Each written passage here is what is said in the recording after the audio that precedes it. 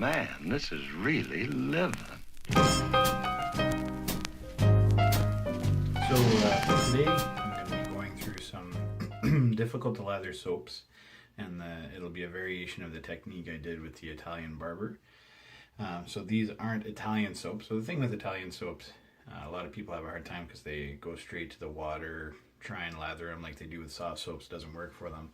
But there are other soaps out there that people have difficulty lathering. They talk about it being hard water.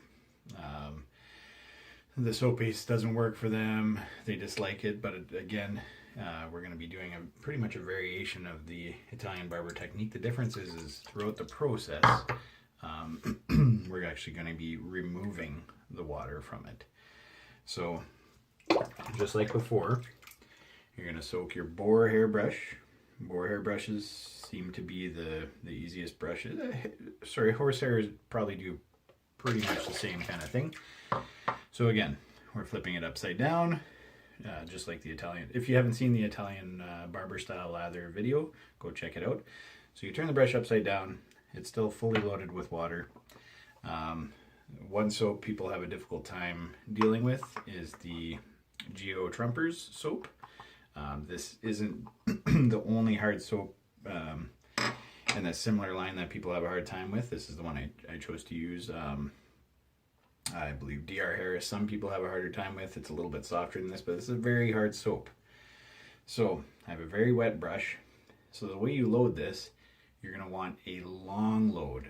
You want to load as much soap as possible. In the process, you're removing water. Use the water to actually soften the puck so it acts more like a soft soap.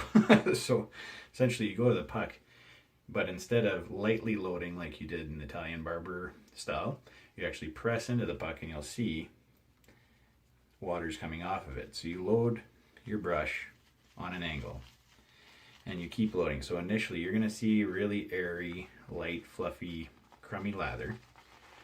You're not going to be able to shave with this stuff. So you want to press into the puck. You're still, all this wet, nasty, airy, gross lather. I'm kind of completely missing my sink right now. It's going everywhere.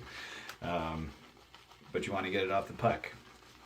Well, it'd be smarter to do this in a larger bowl if you could accommodate. So we're wanting to get rid of all of this wet, nasty lather, but we're wanting to load a ton of soap. So you'll notice as you're doing this technique, the thickness of the soap changes as you load. It's getting less airy, bubbly, crummy, and it's getting more like something you'd want to actually put on your face. So you keep loading, keep loading, keep loading. Get all that extra fluffy, crummy lather out, but the nice thing is that water is loosened up the top of the puck so you can load a decent amount of soap. So we got a ton of soap here, as you can tell. Just the load itself, it's totally loaded. You can go straight to your face, but for the sake of just an easier demonstration of this, I'm going to go right into a lather bowl, just so you guys can kind of see. So, it's not going to kill the lather if you add a little bit of water at this point, but don't add a lot. Again, we're still talking about a hard soap base. So it's not going to be a thirsty soap like other artisan soaps that have a higher stearic acid content. But you can see already we're getting buckets of lather. A lot of people that have fought with this soap for hours and hours and adding water and adding more water, that's where the failure is. You're not going to get a nice thick lather like this. So you can see, again, holding right upside down, the peak is stationary. It's not flopping around like crazy. It's there. It's not going to leak off.